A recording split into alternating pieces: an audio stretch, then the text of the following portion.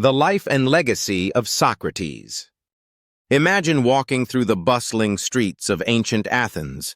In the midst of this lively city, there's a man who seems different. He doesn't wear fine clothes or carry himself with the grandeur of the elite. Instead, he wanders barefoot, stopping passers-by with a question. What is virtue? This is Socrates, a man whose thoughts and questions would shape the world forever. Socrates was born around 470 BCE in Athens, the heart of ancient Greek civilization. His father was a stonemason and his mother a midwife, roles that perhaps shaped his approach to life, crafting ideas as one might carve stone and helping others give birth to their own wisdom. Little is known about his early years. But as an adult, Socrates became a familiar figure in Athens, not for wealth or political power, but for his relentless pursuit of truth.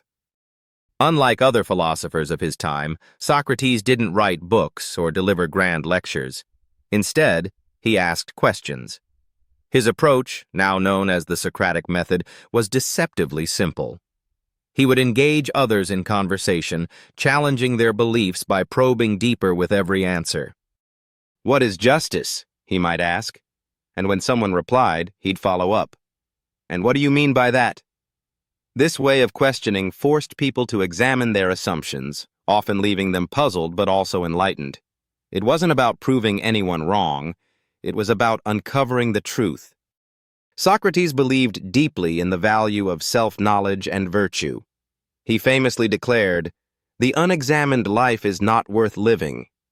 To him, life wasn't about wealth or fame, but about striving to be good, to understand oneself, and to live with integrity. Yet not everyone admired his persistence. Many Athenians found him irritating, like a gadfly buzzing around a horse, as he described himself. They accused him of corrupting the youth and disrespecting the gods. In 399 BCE, Socrates was brought to trial. The charges? Impiety and corrupting the youth of Athens. Standing before the court, Socrates defended himself with the same sharp wit and logic he used in his philosophical discussions. He argued that he was doing Athens a service, challenging its citizens to think more deeply and live more virtuously. But his words fell on deaf ears. The jury found him guilty and sentenced him to death. In his final days, Socrates remained steadfast. Offered a chance to escape, he refused, believing it was more important to honor the laws of the city, even if they condemned him unjustly. Surrounded by his friends, Socrates drank the cup of hemlock, calmly discussing philosophy until his last breath. Socrates' death could have been the end of his story, but it wasn't. His student Plato recorded his ideas and dialogues, ensuring that his legacy lived on. Through Plato's works and those of later thinkers, Socrates became the foundation of Western philosophy. His emphasis on questioning assumptions and seeking truth still inspires people around the world.